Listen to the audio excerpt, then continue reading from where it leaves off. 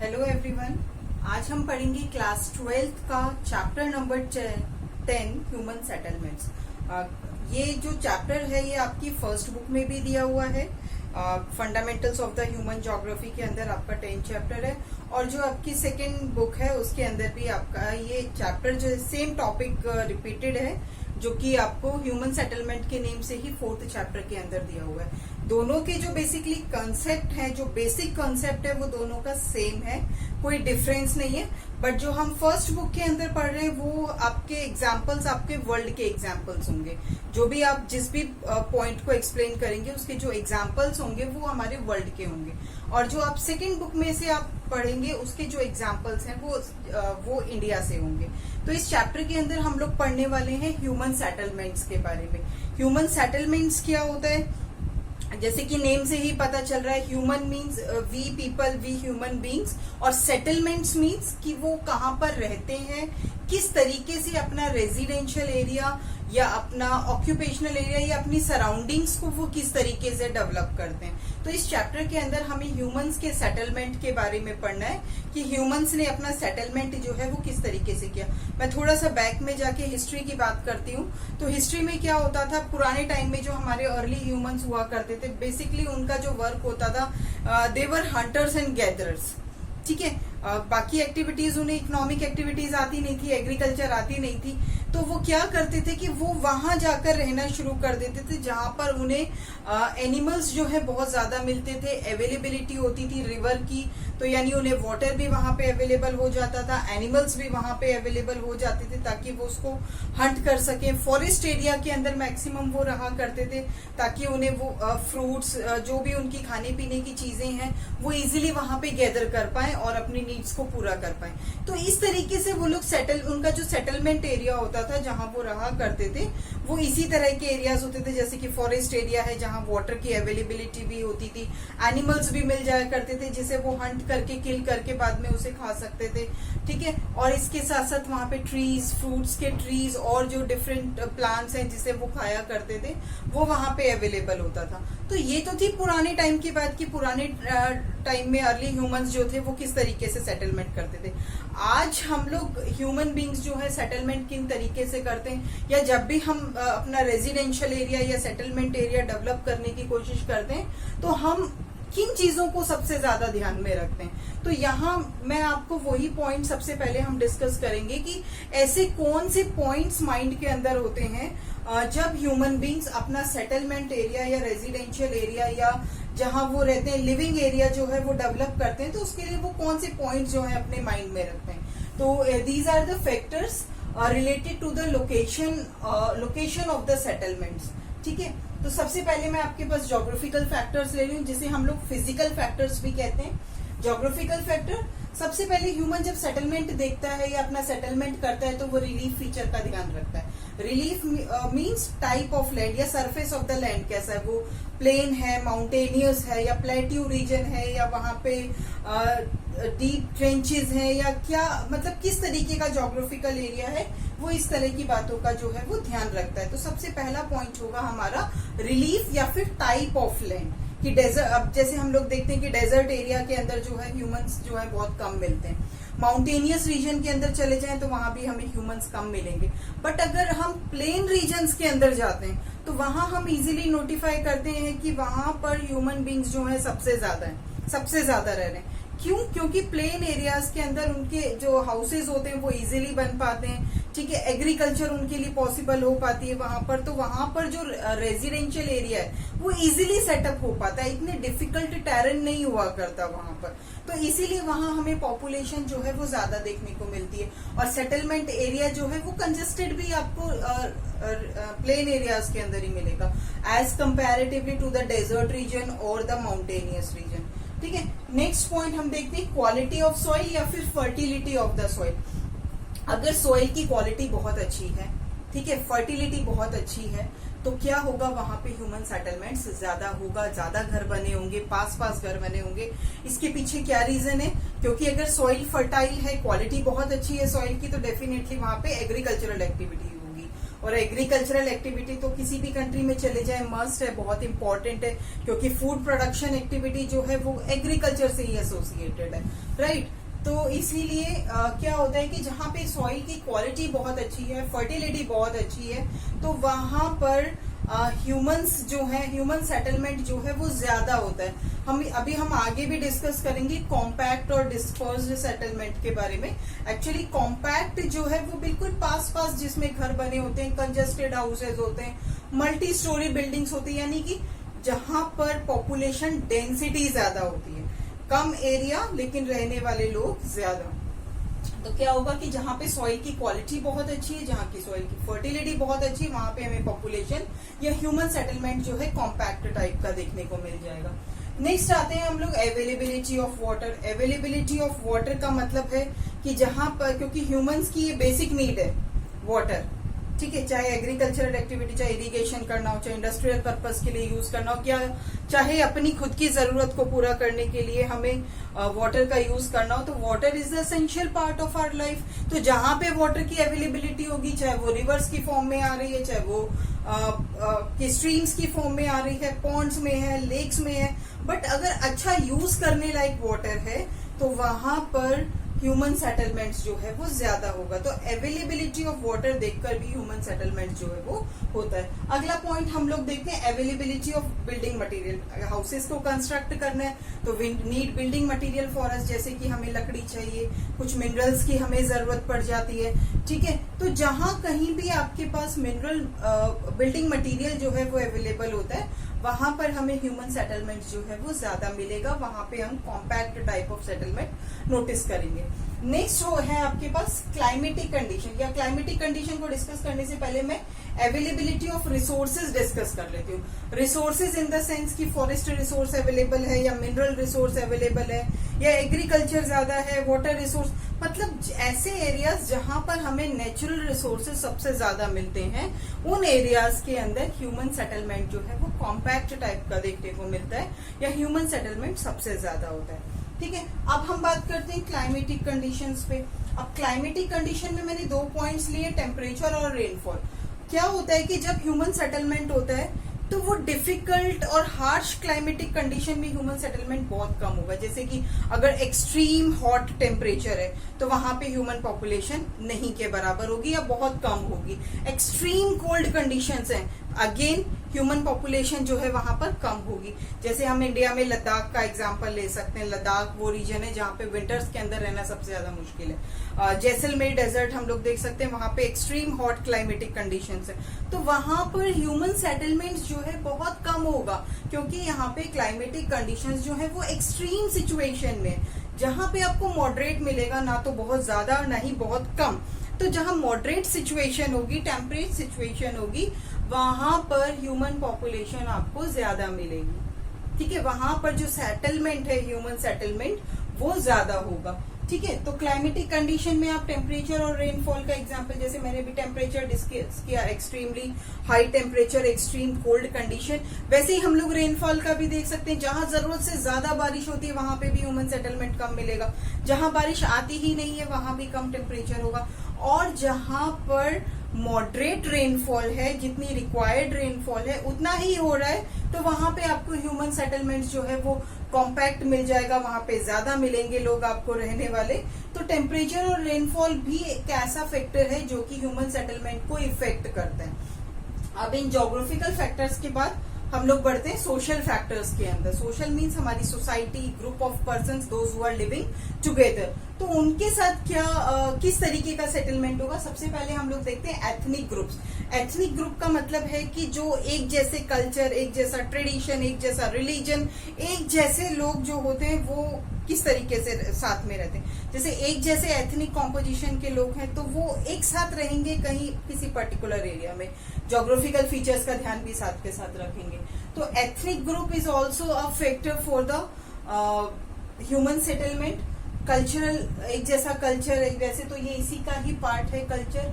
Next है social, society जो है एक जैसी होगी, एक जैसे रिलीजन को फॉलो करने वाले लोग होंगे तो वो एक जगह रहेंगे और उनका सेटलमेंट पैटर्न भी उनके अकॉर्डिंग होगा।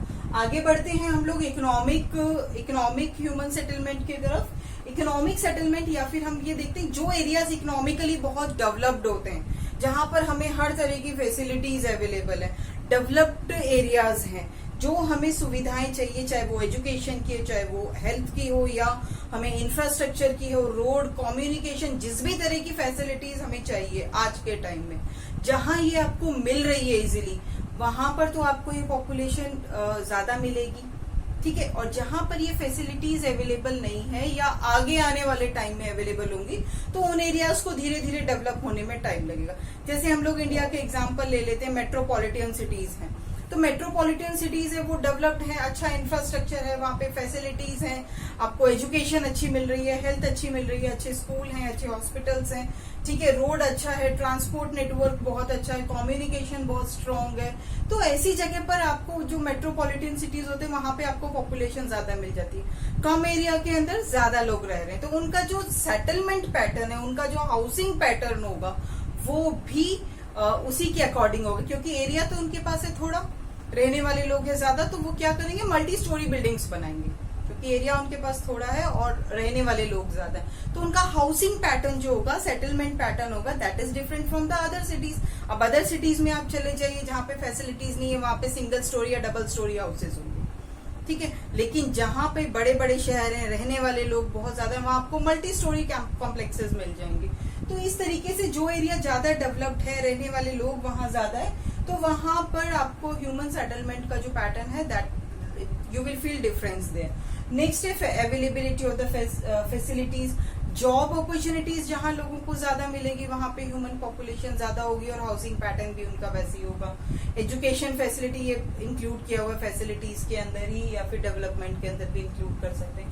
अदर फैसिलिटीज जो इसके अलावा ह्यूमन बींग्स जो अपने माइंड में रखते हैं जब वो अपना सेटलमेंट या लोकेशन तैयार करते हैं, सिक्योरिटी पॉइंट ऑफ व्यू से, जहां उन्हें सिक्योरिटी मिल सके, ठीक है, सिक्योरिटी फ्रॉम द किससे आप सिक्योरिटी चाहेंगे, जैसे कि फॉरेस्ट एरियाज के नियर बाय रहेंगे तो एनिमल्स से आपको सिक्योरिटी चाहिए, नियर बाय डिफेंस एरिया भी होना चाहिए, ठीक है, या फिर ऐसी जगह से सिक्योरिटी जहां पे उनको किसी तरह के क्रिमिनल्स या रॉबर्स या इस तरह के लोग आसपास अवेलेबल नहीं होंगे, तो वहां पर लोकेशन जो है वो, वहां पे जो ह्यूमन पॉपुलेशन है वो ज्यादा होगी, राइट।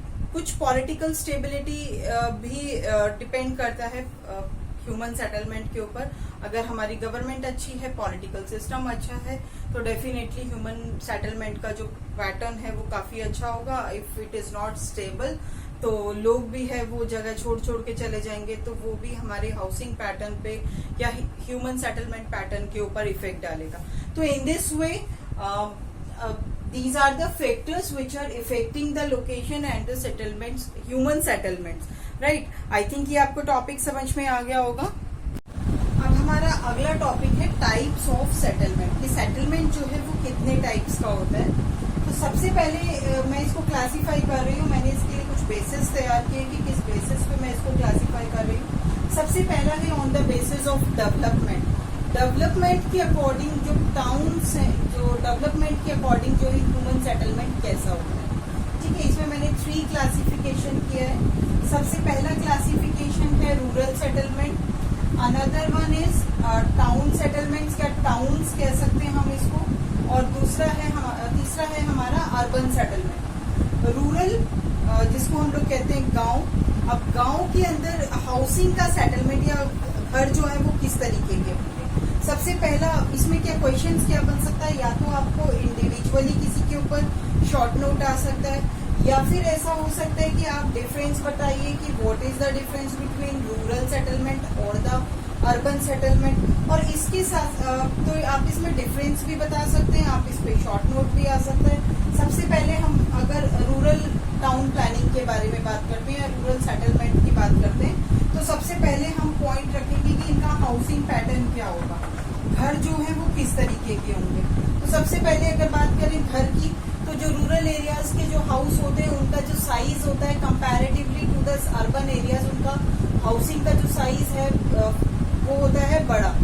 क्यों बड़ा होता है, क्योंकि यहाँ पर आप जो गांव में रहने वाले जो लोग होते हैं उनको अपने साथ साथ अपने एनिमल्स, जो डोमेस्टिक एनिमल्स होते हैं उनको रखने के लिए भी जगह चाहिए, उनके अपने रहने के लिए भी जगह चाहिए होती है। Even if they are involve with the agricultural activities, तो उसके लिए मतलब उनको गोडाउन्स बनाने के लिए या स्टोर हाउस बनाने के लिए जहाँ पर वो अपना अनाज इकट्ठा करके रख सके, तो उन्हें बड़े बड़े घरों की जरूरत होती है। ठीक है, इन केस अगर उनके पास कोई मशीनरी है, ट्रैक्टर है या कोई अदर कमर्शियल व्हीकल्स है, या उनके पास टूल्स है जिससे वो लोग खेती बाड़ी करते हैं, तो उनको टूल्स को रखने के लिए भी अलग से जगह चाहिए। तो comparatively to the city houses, उनके जो हाउस का जो साइज होता है वो बड़ा होता है। ठीक है, साइज में बड़ा होगा। दूसरा डिफरेंस आप देख सकते हैं कि जो हमारे रूरल एरियाज के अंदर हाउसेज होते हैं वो या तो सिंगल स्टोरी हाउसेज होंगे या फिर डबल स्टोरी होंगे। हार्डली आपको किसी विलेज के अंदर आपको 3 स्टोरी बिल्डिंग जो है वो मिलेगी। ठीक है, वहीं अगर हम अर्बन एरियाज को कंपेयर करें तो अर्बन एरियाज में क्या होगा, या तो हाउसेस का साइज छोटा होगा, मल्टी स्टोरी बिल्डिंग्स आपको मिल जाएंगी। वहां पर आपको सिर्फ जितनी नीड है, जितनी जरूरत है, जितने मेंबर है, उसके अकॉर्डिंग आपको हाउसिंग पैटर्न मिलेगा। ठीक है, तो ये है आपका रूरल में और अर्बन में सिर्फ हाउसिंग के पॉइंट्स पे। डिफरेंस हम किस पॉइंट ऑफ व्यू से कर सकते हैं? हम ऑक्यूपेशन के पॉइंट ऑफ व्यू से कर सकते हैं। अगर गांव में रहने वाली पॉपुलेशन है तो वो फिर ज्यादा प्राइमरी एक्टिविटीज के अंदर इन्वॉल्व होगी, जो हम पहले चैप्टर के activities, extraction of natural resources, चाहे वो माइनिंग का काम है, चाहे वो एग्रीकल्चर है, चाहे वो फिशिंग है, चाहे वो फॉरेस्ट्री है, चाहे वो हंटिंग और गैदरिंग का काम है, तो उनके वर्क के अकॉर्डिंगली उनका हाउसिंग पैटर्न होता है। ठीक है, तो और जो शहर में रहने वाले लोग हैं वो ज्यादातर सर्विस सेक्टर से बिलोंग करते हैं, तो जब वो सर्विस सेक्टर से बिलोंग करते हैं तो उनका हाउसिंग पैटर्न भी जो है वो उसी के अकॉर्डिंग होता है। राइट, तो पहला डिफरेंस आप ले सकते हैं हाउसिंग के हिसाब से, दूसरा डिफरेंस आप ले सकते हैं ऑक्यूपेशन के हिसाब से, तीसरा डिफरेंस आप निकाल सकते हैं फैसिलिटीज के हिसाब से, कि जो हाउस विलेजेस के अंदर जो हाउसेज आपको मिलेंगे वहां पर आपको कम फैसिलिटीज मिलेंगी, लेकिन अर्बन एरियाज के अंदर फैसिलिटीज बहुत ज्यादा मिलेगी। चौथा डिफरेंस आप इन्वायरमेंट के हिसाब से भी दे सकते हैं। इन्वायरमेंट जो है विलेज एरिया के अंदर या रूरल एरियाज के अंदर आपको फ्रेश इन्वायरमेंट मिलेगा, पोल्यूशन फ्री मिलेगा, लेकिन जो अर्बन एरियाज है वहां पर आपको ये फ्रेश इन्वायरमेंट या pollution free environment, clean air, इस तरह की प्रॉब्लम्स जो है वो फेस करनी, क्लीन एयर का ना होना, इस तरह की प्रॉब्लम्स को जो है वो फेस करना पड़ेगा। राइट, तो इस तरीके से आप डिफरेंस कर सकते हैं। ये तो मैंने डिफरेंस कर दिया रूरल और अर्बन एरिया में, लेकिन एक फैक्टर और हमारा बीच में रह रहा है, टाउन्स। अब ये टाउन्स क्या होते हैं? टाउन्स को मैं मीडिएटर्स कह सकती हूँ। ना तो ये पूरी कंप्लीटली विलेज एरिया है और ना ही ये कंप्लीटली अर्बन एरियाज है। ये कह सकते हैं सेमी अर्बन एरियाज है, इसको हम सेमी अर्बन कह सकते हैं, कि पूरी तरीके से शहर भी नहीं बने और पूरी तरीके से गांव भी नहीं है, मिडिल में जो आएंगे। ठीक है, क्योंकि पहले क्या होता था, जब ड्यूरिंग द कॉलोनियल पीरियड तो हमारे यहाँ पे रूरल एरिया बहुत ज्यादा था, ज्यादातर हमारे शहर जो है नहीं होते थे, गांव बहुत ज्यादा होते थे, और लोगों को शहर जो है बहुत दूर पड़ता था उनके पास। अगर उन्हें किसी भी फैसिलिटी को अवेल करना हो या कोई उन्हें सामान चाहिए तो उसके लिए वो बहुत दूर दूर तक ट्रेवल करके जाया करते थे। ठीक है, तब ब्रिटिश टाइम पीरियड के अंदर जो है वो टाउन प्लानिंग स्टार्ट हो गई। अब ये जो टाउन प्लानिंग स्टार्ट हुई तो उन्होंने क्या किया, गांव से और शहर के बीच में एक ऐसी जगह को डेवलप करना शुरू किया जिसे उन्होंने टाउन का नाम दिया। कोशिश की कि शहर की सारी सुविधाएं उन्हें उस टाउन के अंदर ही मिल जाए। रूरल एरिया के लोगों को क्या फैसिलिटी मिली कि उन्हें कोई चीज खरीदने के लिए बहुत दूर शहर नहीं जाना पड़ रहा था, वो सुविधाएं उन्हें नियर बाय प्लेसेस पे ही मिल रही थी। तो इसी को उन्होंने टाउन्स का नेम दे दिया आगे चलकर, और इसकी प्लानिंग जो है उन्होंने स्टार्ट कर दी। डिफरेंट टाउन्स जो है उस टाइम पीरियड के अंदर डेवलप हुए। So this is about the rural settlement, urban settlement and the town settlement. अब इसके अंदर हम किन फैसिलिटीज का ध्यान रखते हैं, वो सब पॉइंट्स, हाउसिंग पैटर्न कैसा होता है वो आप इसके अंदर मेंशन कर सकते हैं। डिफरेंस में भी आ सकता है, शॉर्ट नोट में भी ये आ सकता है। अब आगे बढ़ते हैं हम लोग रिलीफ के अकॉर्डिंग। रिलीफ के अकॉर्डिंग अगर हम लोग सेटलमेंट देखते हैं तो we are having 2 categories here. First one is compact, जिसे हम कंजेस्टेड भी कहेंगे, एडजेसेंट भी कह सकते हैं, और दूसरा सेटलमेंट है हमारा डिस्पर्स्ड सेटलमेंट। डिस्पर्स्ड का मतलब होता है बिखरा हुआ, स्कैटर्ड फॉर्म में, अलग अलग फॉर्म में। क्लस्टर्ड होता है, क्लस्टर में थोड़ा सा डिफरेंस है। होता तो ये भी बिखरा हुआ है, लेकिन इसमें क्या होता है, छोटे छोटे ग्रुप्स होते हैं, जैसे 5-6 हाउसेस का एक ग्रुप हो गया, फिर अगला क्लस्टर आपको यहाँ मिलेगा, अगला क्लस्टर और यहाँ पर मिलेगा। तो ये बिखरे हुए दूर दूर हैं, लेकिन दूर दूर होकर भी ये ग्रुप्स में अवेलेबल है। तो this is called clustered scattered, जिसमें हाउसेस दूर दूर होते हैं, एक घर यहाँ दूसरा घर कहीं और बना है। ऐसा ज्यादातर हमें माउंटेनियस रीजन के अंदर देखने को मिलता है। और कॉम्पैक्ट, जिसमें पास पास घर बने होते हैं, बहुत डिफरेंस नहीं होता है, जुड़े हुए घर होते हैं, मल्टी स्टोरी होती है।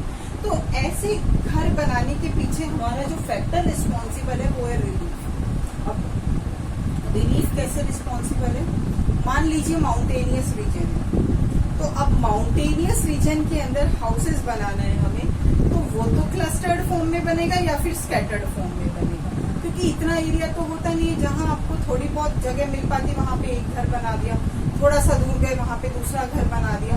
तो वो आपको ऐसे हिली एरियाज जो होते हैं, माउंटेनियस रीजन जो होते हैं, वहां पे आपको स्कैटर्ड हाउसेस मिलेंगे या फिर क्लस्टर भी मिल सकता है। प्लेन एरियाज में आप आते हैं जहाँ पे बिल्कुल प्लेन है, और वहां पर आपको कॉम्पैक्ट हाउसेस या फिर एडजेसेंट हाउसेस जो है वो यहाँ पर मिलेंगे। तो ये रिलीफ के अकॉर्डिंग सेटलमेंट है। तीसरा सेटलमेंट पैटर्न है हमारा शेप्स के अकॉर्डिंग, कि हम शेप में कैसे घर को बनाते हैं। जैसे कि लीनियर है, सबसे पहला शेप के अकॉर्डिंग लीनियर में क्या होगा, लाइंस में होंगे। आपको हाउस जो है वो इस तरह के मिलेंगे कि हाउसेज इस तरह से बने हुए face to face, opposite facing houses, बीच में सड़क हो सकती है, जैसा हम लोग सेक्टर्स के अंदर देखते हैं। ठीक है, ये है आपका linear housing pattern. Cross shape के अंदर आप इस तरीके से देख सकते हैं, क्रॉस शेप के हाउसेज जो है ऐसे बने होंगे। ठीक है, ये आपका क्रॉस शेप है, चाहे वो ऐसे हो चाहे वो इस फॉर्म में हो। ठीक है, टी शेप के अंदर हाउसेज का पैटर्न ऐसा होगा, जैसे इसी से ही पता चल रहा है टी शेप में। ठीक है, अगला आपका है स्टार शेप। स्टार शेप भी आपकी इसी तरीके की स्टार फॉर्म कर रहा है। ठीक है, सर्कुलर, ज्यादातर पॉन्ड जो होता है, पॉन्ड हो गया, कोई लेक है उसके आसपास जो घर बने हुए हैं वो सर्कुलर पैटर्न में आपको विजिबल होंगे। तो ये शेप्स के अकॉर्डिंग हम लोग हाउसिंग पैटर्न को क्लासीफाई कर रहे हैं। अगला क्लासिफिकेशन है हमारा on the basis of its function. Function के अकॉर्डिंग एडमिनिस्ट्रेटिव टाउन्स या एडमिनिस्ट्रेटिव सिटीज या सेटलमेंट्स कह सकते हैं, ऐसे एरियाज जहाँ पे एडमिनिस्ट्रेटिव वर्क बहुत ज्यादा है। जैसे कि यहाँ पे हमारी पॉलिटिकल ग्राउंड पे जो हमारे सिटीज जो है डेवलप हुए हैं या हमारे एरियाज जो है वो डेवलप हुए हैं। ऑक्यूपेशन के बेसिस पे जैसे कुछ पर्टिकुलर विलेजेस हैं वो जाने जाते हैं सिर्फ फिशिंग के वर्क के लिए, कुछ पर्टिकुलर विलेजेस जो हैं वो जाने जाते हैं किसी पर्टिकुलर ऑक्यूपेशन के नाम पे, कि भाई इस सिटी के अंदर तो ये काम बहुत ज्यादा होता है, तो दिस इज फिशिंग टाउन, या फिर ये कह सकते हैं हम लोग गैरिसन टाउन, या किसी कुछ भी नेम दे सकते हैं जो वहाँ पे ऑक्यूपेशन जो है ज्यादा फॉलो किया जा रहा हो। कहीं पे माइनिंग का काम बहुत ज्यादा हो रहा है तो उसको वहाँ के रहने वाले लोग माइनिंग कर रहे हैं तो उसको वही नाम से हम लोग जान सकते हैं। तो ऑक्यूपेशन के ऊपर बेस्ड जो है हाउसिंग पैटर्न होता है। नेक्स्ट है कल्चर के ऊपर बेस्ड, कोई पर्टिकुलर रिलीजन है, कोई एथनिक ग्रुप है, कोई किसी पर्टिकुलर ट्रेड को, ट्रेडिशन को, कल्चर को फॉलो करने वाला ग्रुप है, उसके अकॉर्डिंग हमने क्लासिफिकेशन किया। अगला है इंडस्ट्रियल टाउन, कुछ सिटीज, कुछ एरियाज, कुछ हमारी कंट्री में ऐसे या अदर कंट्रीज में ऐसे जहाँ पे इंडस्ट्रीज बहुत ज्यादा हैं, फैक्ट्रीज और इंडस्ट्रीज ज्यादा हैं। जैसे इलेक्ट्रॉनिक हम लोग कह सकते हैं कि इलेक्ट्रॉनिक टाउन कह सकते हैं, वहाँ पे इलेक्ट्रॉनिक का काम बहुत ज्यादा है। तो हम लोग ऐसे डिफरेंट एग्जाम्पल्स ले सकते हैं कि किस कौन सी इंडस्ट्री सबसे ज्यादा है। जहाँ पे इंडस्ट्रीज बहुत ज्यादा है that is known as industrial town. Collection centre, ऐसे सेंटर्स होते हैं, ऐसे सिटीज होते हैं, ऐसे एरियाज होते हैं जहाँ पे अदर एरियाज से आकर कुछ पर्टिकुलर एरिया में कलेक्शन हुआ करता है। जैसे मिनरल्स का कलेक्शन होना किसी जगह पे, आसपास से इकट्ठा करके किसी पर्टिकुलर एरिया के अंदर मिनरल्स को कलेक्ट करना, तो that is called collection centre. अगला आ जाएगा ट्रेडिंग टाउन्स। कुछ टाउन्स होते हैं जो हमारे ट्रेड के लिए ही फेमस है, वहां से केवल बिजनेस ही किया जाता है। ठीक है, नेक्स्ट है आपका पोर्ट टाउन जो कि कोस्टल एरियाज के अंदर है, जहाँ पे एक्सपोर्ट इम्पोर्ट का काम जो है किया जाता है, सामान को लाया जाता है, ले जाया जाता है वहां से, तो this is known as port town. Next one is defence town, जिसे हम लोग कैंटोनमेंट एरियाज भी बोलते हैं, गैरिसन टाउन्स भी बोलते हैं। तो कैंटोनमेंट एरिया या डिफेंस टाउन जहाँ पे हमारी मिलिट्री जो है रहा करती, जैसे सिटीज के साथ एक कैंट नेम ऐड हो जाता है, दैट इज कैंटोनमेंट। ठीक है, तो कैंटोनमेंट टाउन हो गया आपका, जिसे हम डिफेंस टाउन कहेंगे। कुछ टाउन्स होते हैं रिक्रिएशनल टाउन्स, जहाँ पे हमारी एंटरटेनमेंट की प्लेसेस या सीनिक ब्यूटी कह सकते हैं, या नेचर बहुत अच्छा है, जैसे कि हमारा हिल स्टेशन के हैं कुल्लू, मनाली, शिमला। ठीक है, तो इस तरह के टाउन्स जो है वो रिक्रिएशनल टाउन्स होते हैं, जहाँ पे हमारा टूरिस्ट आप सबसे ज्यादा है। टूरिस्ट टाउन भी आप इसको एक नेम दे सकते हैं। ठीक है, तो रिक्रिएशनल टाउन हो गया। तो this is the classification on the basis of function, की जहाँ जो काम किया जा रहा है उसी के अकॉर्डिंग उसको फंक्शन का नेम दे दिया है। जैसे कि सपोज कोई पर्टिकुलर एरिया जो कि एजुकेशन के लिए ही फेमस है, लाइक कुरुक्षेत्र है, नालंदा है। ठीक है, तो इस तरह के जो एरियाज हैं जहाँ पे एजुकेशनल टाउन के नेम से हम लोग उसे जानते हैं, तो आप एग्जांपल इसमें दे सकते हैं फॉर द एजुकेशनल टाउन। तो जहाँ पर जो फंक्शन, जो काम सबसे ज्यादा हो रहा हो, that was classification according the function, right? So in this way we are classifying this human settlement. I hope ये चैप्टर आपको क्लियर हो गया होगा। Thank you very much.